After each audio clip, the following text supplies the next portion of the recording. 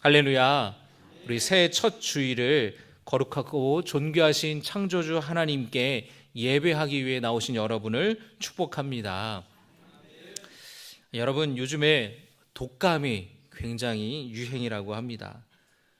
우리 성도님들 중에서도 독감 때문에 아프신 분들이 많으신데 증상이 아주 심하고 또 감염성이 높다고 하니까 증상이 있으신 분들은 여러분 마스크를 꼭 쓰시기를 바랍니다. 또 예배 중에도 예배를 불편하시겠지만 꼭 마스크를 써주시기를 바랍니다. 이번 독감이 아주 열도 많이 나고 몸살이 굉장히 심해서 특별히 연세 있으신 분들 또 아기들 굉장히 이렇게 오래 가고 굉장히 많이 힘들다고 합니다. 또 하나님께서 우리 그 증상을 완화시켜 주시고 또 치료해 주시기를 주님의 이름으로 축복합니다. 오늘 마태복음의 말씀은 예수님의 가르침이십니다. 새해 첫 주일을 맞아서 예수님의 가르침을 마음에 새기며 또 새해를 시작하고 맞이하는 성도 되시기를 바랍니다. 예수님께서 오늘 뭐라고 말씀하시냐면은 염려하지 말라라고 말씀하세요. 한번 따라 하시겠습니다. 염려하지 말라. 네, 우리 옆에 있는 분들에게도 인사하겠습니다. 염려하지 마시기 바랍니다. 염려하지 마세요. 오늘 25절의 말씀에서 예수님 말씀하셨습니다. 그러므로 내가 너희에게 이르노니 목숨을 위하여 무엇을 먹을까 무엇을 마실까 몸을 위하여 무엇을 입을까 염려하지 말라. 목숨이 음식보다 중하지 아니하며 몸이 의복보다 중하지 아니하냐. 또 27절에 이렇게 말씀하십니다. 너희 중에 누가 염려함으로 그 키를 한 자라도 더할 수 있겠느냐. 28절에 또 너희가 어찌 의복을 위하여 염려하느냐. 염려라는 말을 계속하세요. 염려하지 말라고 명령처럼 말씀하셨습니다.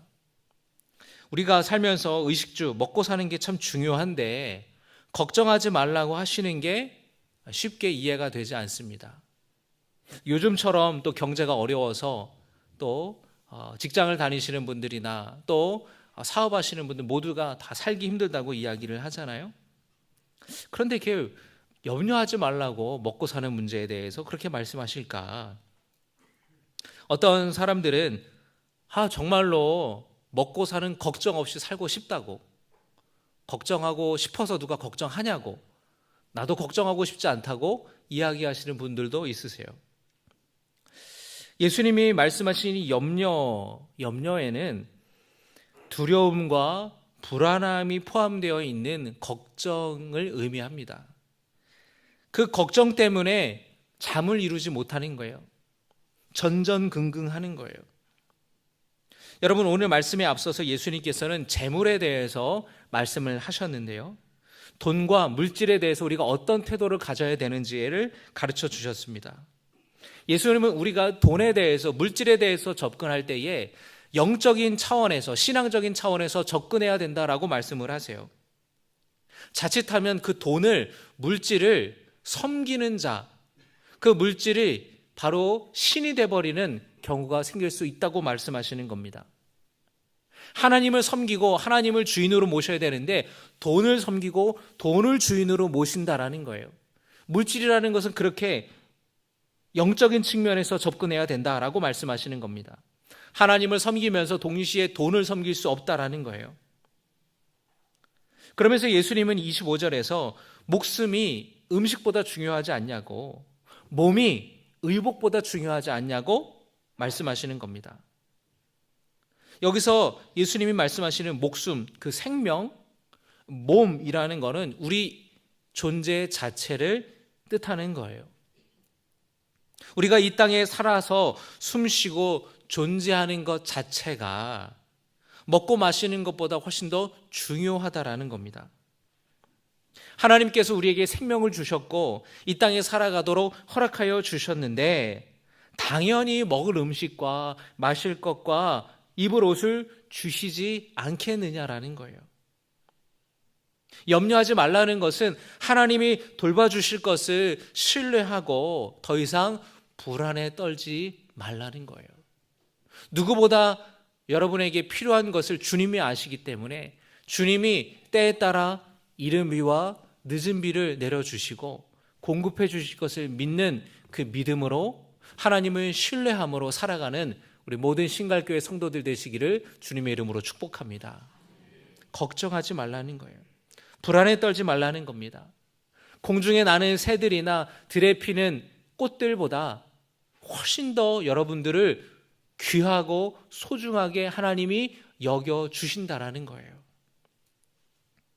하나님은 여러분을 사랑하시고 여러분을 돌보시는 분이기 때문에 하나님의 그 사랑, 그리고 하나님의 그 인자하신 주님을 믿고 신뢰하는 것이 중요하다고 예수님께서는 가르치시는 겁니다. 여러분, 염려하지 마시기를 주님의 이름으로 부탁을 드립니다. 염려는 그 불안함, 그 두려움은 하나님을 신뢰하지 못하는 데에서 오는 거라는 겁니다. 하나님을 신뢰하고 하나님을 믿음으로 여러분 안에 있는 불안과 근심과 염려들을 떨쳐버리시기를 주님의 이름으로 축복합니다. 예수님은 말씀하시기를 그런 것들은 이방인들이 추구하는 것이다 라고 말씀하세요. 여기서 이 물질에 대한 또 다른 측면에서 예수님이 말씀하시는 건 뭐냐면, 이방인들이 추구했다라는 것은 하나님을 섬기지 않는 그 이방인들이 물질에 대해서 굉장히 무절제하고 그 물질에 대해서 음식이나 어떤 돈이나 물질에 대해서 탐닉하고 있다라고 말씀하시는 거예요. 그걸 경계하라는 말씀입니다. 당시 로마 제국에는 음식에 대한 무절제함이 있었다고 이야기를 합니다. 여러분, 나라마다 그 음식에 대한 문화가 다르잖아요. 우리나라에서는 밥을 많이 차려드립니다. 손님이 오시면.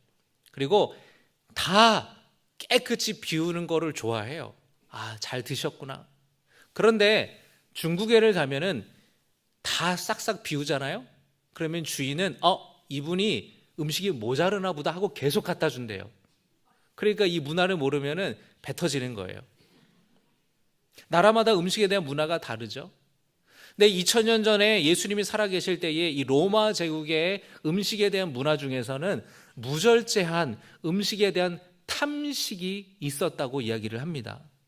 그래서 어떤 아주 성대한 잔치나 또는 중요한 손님이 왔을 때는 아주 상다리가 그냥 휘어지도록 음식을 차렸는데 먹지 못할 정도로 음식을 차렸다라는 거예요.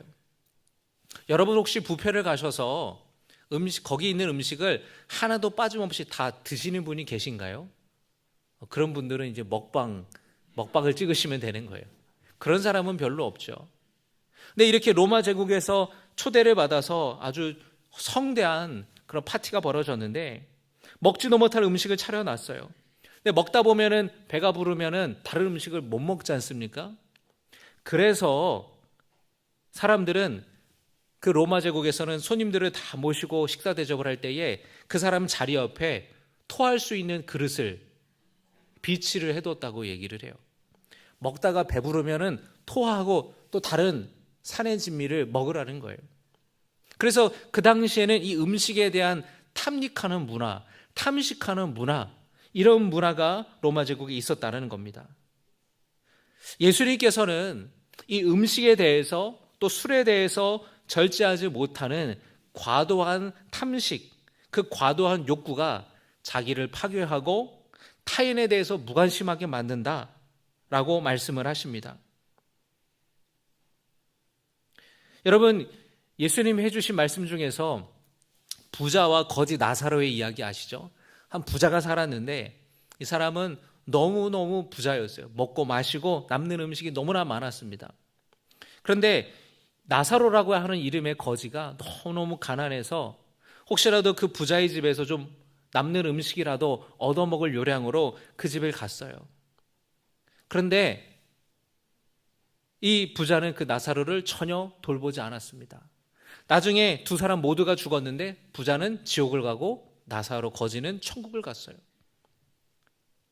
근데 여러분,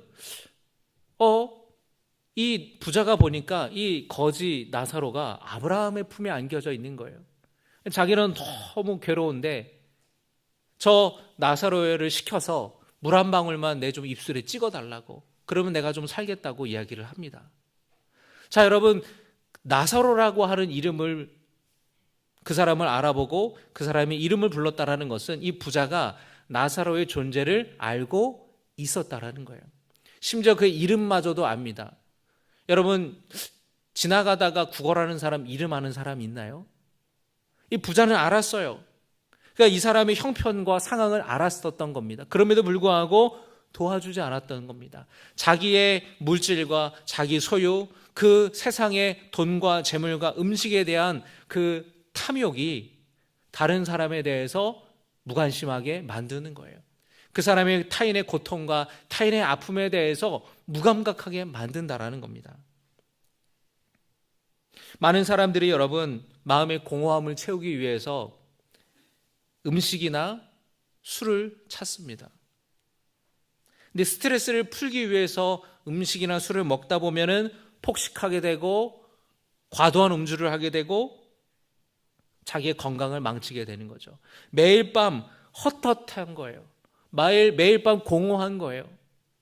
그래서 음식을 시켜서 먹게 되고 또는 밤에 술 한잔 하지 않으면 잠을 못 이루는 겁니다. 외로워서, 인생이 허무해서, 공허해서. 그래서 그 술에 의존하게 되고 알코올 중독에 빠지기도 하고 어떤 사람은 게임 중독에 빠지기도 하고 도박에 빠지기도 하고. 여러분, 그런 분들이 있다면 이런 질병을 어려움들이 있다면 여러분 왜 이렇게 절제하지 못하냐고 비난할 것이 아니라 치료받을 수 있도록 빨리 도와주는 게 제일 좋습니다. 왜냐하면 이 중독에 빠지게 되면 더 이상 본인의 의지로는 끊을 수가 없기 때문에 그래요. 사람들은 그렇게 많이 자신의 삶의 허무함과 무의미함과 우울함을 채우려고 다른 것들을 찾아요. 현대의 의학자들이 뭐라 그러냐면은 사람이 스트레스를 받거나 마음이 공허해지고 우울함을 느끼게 되면은 우리 뇌는 즐거웠던 경험을 빨리 상기시켜서 마음의 안정을 찾으려고 한대요. 그게 우리의 시스템이에요. 그런데 가장 쉽고 빠르게 찾을 수 있는 즐거웠던 경험은 음식을 먹는 거라는 겁니다. 그래서 감정적으로 충동적으로 음식을 먹게 되는 거예요. 또 알코올 중독도 마찬가지고 쇼핑하고 소비하는 것도 마찬가지예요. 또 오늘날에는 여러분 유튜브에 보면은 쇼츠라고 10에서 15초짜리의 짧은 영상들이 많이 있습니다. 그것들을 막 보는 거예요. 밤에 뭐 무료하고 할 것 없고 괜히 마음이 울적하고 그러면 핸드폰을 보면서 그 짧은 영상들을 계속 보는 겁니다. 그 짧은 영상을 볼 때에 우리의 뇌에는 도파민이 막 분비가 된다고 이야기를 해요. 이 뇌의 신경 전달 물질 중에 하나인 도파민은 나쁜 것은 아니에요. 우리가 만족하고 우리가 행복할 때 도파민이 몸에서 나옵니다. 음식을 먹을 때, 운동할 때, 음악을 들을 때 많이 우리 몸에서 좋은 것이 나오는데 문제는 뭐냐면 이 도파민이 중독이 될 수 있다는 거예요. 그래서 더 자극적인 것을 사람들이 찾게 된다라는 거예요. 여러분,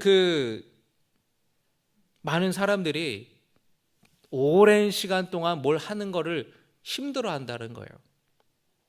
보통 이제 여러분 옛날에는 목사님들이 설교를 1시간씩 하시는 분도 계셨어요. 네, 40분, 50분도 길게 우리가 느껴질 때가 있는데 제 설교는 보통 25분, 길면 한 30분 정도가 되거든요. 근데 어떤 분들은 그것도 길다고 한 15분만 했으면 좋겠다고 그렇게 이야기하시는 분들도 있어요. 그런데 여러분 이 인터넷에 10에서 15초 정도의 짧은 영상 중에서 어떤 목사님들의 설교 같은 것들이 올라올 때가 있습니다. 그 교회에서 제작한 건지는 잘 모르겠는데 저는 그걸 보면서 저게 맞나 싶은 거예요. 사람들이 10에서 15초 동안의 쇼츠라는 그 짧은 영상을 밤새 그걸 보는 거예요. 아이들이, 어른들이. 그 긴 거를 버티지를 못하는 거예요. 빨리빨리 더 자극적인 것을 찾는 이 시대에 주의 하나님의 말씀도 그 짧은 20분, 25분의 설교도 짧은데 그거를 또 15초 동안 해가지고 올리고 사람들에게 보게 하는 게 이게 정말 좋은 걸까? 저는 그거에 대해서 아직은 잘 모르겠습니다. 여러분, 우리는 그렇게 어떤 음식이나 어떤 술이나 어떤 쇼핑이나 어떤 우리의 자극적인 우리의 마음을 뭔가를 이렇게 기쁘게 해주는 것들을 막 찾아다닌다라는 거예요. 그런데 여러분들이 기억해야 될 것은 밤에 잠을 잘 못 이루고 밤새 핸드폰을 그냥 보고 그렇게 시간을 보내기보다는 그러고 싶을 때 여러분 하나님의 말씀을 우리가 읽고 또 말씀을 묵상하고 기도하면서 그 시간을 보낼 수 있기를 주님의 이름으로 축복합니다.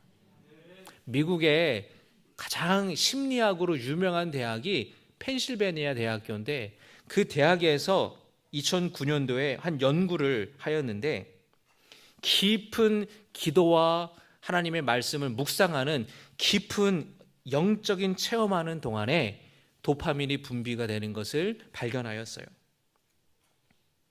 그런데 깊은 영적인 체험, 기도와 말씀을 묵상하면서 느껴지는 우리 마음의 평안함을 느낄 때 나오는 도파민은 다른 것들이 자극이 올 때 나오는 도파민과는 다른 훨씬 더 좋은 또 오랫동안 유지되는 도파민이라는 거예요.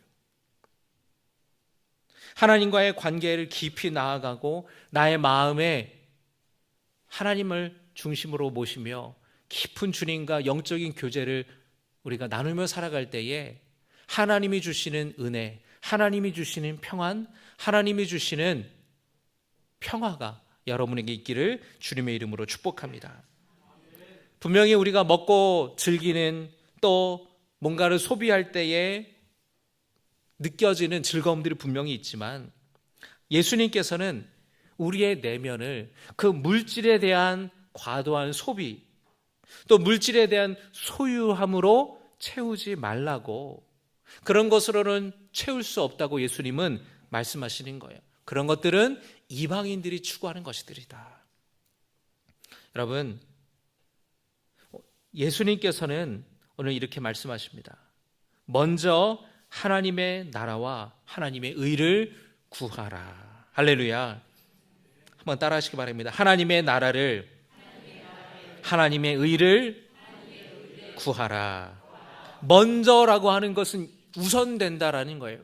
여기에 우선순위가 있다라는 것입니다. 여러분, 새해에는 여러분의 우선순위가 예배가 되고 기도가 되고 말씀이 되기를 주님의 이름으로 축복합니다. 하나님의 나라를 구하시기를 바랍니다. 하나님의 나라를 구하는 게 그러면 무엇이냐? 하나님의 나라는 하나님이 통치하시고 다스리시는 나라입니다. 하나님의 뜻이 이루어지는 나라예요.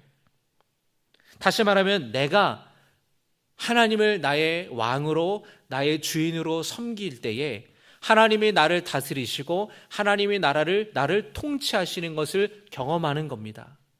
우리는 죽어서 하나님 나라에 갈 것이지만 이 땅에 살면서도 그렇게 하나님을 나의 삶의 주인으로 모실 때에 하나님의 나라를 경험하게 되는 것이에요. 하나님의 통치와 하나님의 다스리심을 우리는 받게 되는 것입니다. 하나님의 나라를 구한다는 것은 바로 그런 뜻이 있어요.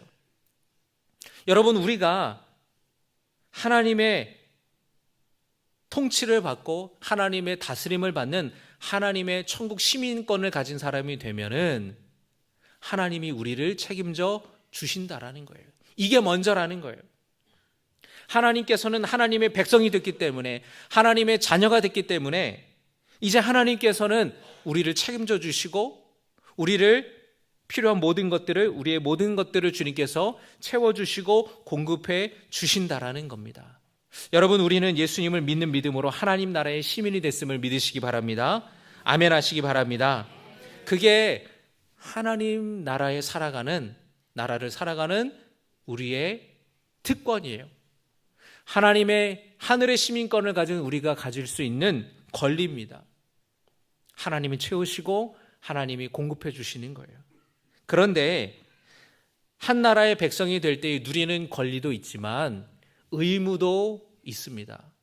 그래서 여러분, 우리는 대한민국 국민으로서 세금도 내고 또 젊은 남자 청년들은 국방의 의무도 하고 그러는 거 아니겠습니까? 우리가 하나님의 시민 됐을 때에 지켜야 할 의무는 뭐냐면 바로 하나님의 공의와 하나님의 정의를 따르는 것이에요. 하나님의 의를 구하라라는 것은 바로 그런 뜻입니다. 이 땅을 살지만 우리의 시민권은 하늘에 있습니다. 그래서 우리는 하나님의 통치를 받고 하나님의 백성으로 이 땅에서 하나님의 공의와 정의를 실현하며 살아야 되는 의무가 있는 겁니다. 그런데 이것은 여러분, 우리 개인이 아닌 사회적인 차원으로 나아가야 되는 것이에요. 하나님께서는 이스라엘 백성들에게 십계명과 십계명을 기초로 한 율법들을 주셨는데 그 율법들을 보면은 개인의 신앙적인 차원의 것 이상의 율법들이 많습니다. 여러분, 십계명만 한번 보셔도 1계명에서부터 4계명까지는 하나님과 우리와의 관계에서 지켜야 할 계명이고 5계명 내 부모를 공경하라 라부터 살인하지 말라, 간음하지 말라, 도둑질하지 말라, 이웃에 대해 거짓 증거하지 말라, 이웃의 것을 탐내지 말라라고 6개의 계명은 다 우리의 이웃, 우리가 살아가는 데 있어서 필요한 지켜야 할 계명이에요. 그리고 그 율법들을 잘 보면은 하나님께서 다른 사람들을 돌보고 다른 사람들, 약자들을 돌보기 위한 사회 보장적인 법들을 지키라고 하시는 것을 볼 수 있습니다. 형이 죽었어요. 그러면 형수와 결혼을 하라는 거예요. 유교 사회인 우리나라에서는 이게 무슨 폐륜이냐라고 할 수 있겠지만 하나님께서 그렇게 법을 만드신 이유는 형이 죽고 나서 홀로 된 형수, 여러분, 이 법이 제정될 때에 그 오래전에 여자 혼자 그 시대를 살아간다라는 것은 굉장히 어려운 일이었기 때문에 동생이 형의 형수와 결혼해서 형수를 돌봐주고 보호해주고 경제적으로 책임져 주라는 거예요. 또 여러분, 추수할 때에 그 바닥에 떨어진 이삭들을 줍지 말라고 주님이 율법에 제정하셨습니다. 자기 땅이 없고 가난하고 어려운 사람들은 추수할 때 떨어지는 그 이삭이라도 주워 먹을 수 있도록 그것까지 싹싹 다 추수하지 말라는 거예요. 그렇게 하나님께서는 우리가 이 땅을 살아가면서 지켜야 할 하나님의 공의와 정의들을 주님께서 법으로 제정하여 주셨다라는 겁니다. 여러분, 우리가 살아가면서 이 땅에서 하나님의 의가 나타나고 드러날 수 있도록 하나님이 우리에게 그것을 지키라고 말씀하시고 우리에게 세상을 변화시킬 수 있도록 감당하라고 사명을 주신 겁니다. 오늘 이 말씀을 기억하면서 한 해 동안 우리 삶의 자리에서 주의 말씀을 실천하는 주의 성도들 되시기를 주님의 이름으로 축복합니다.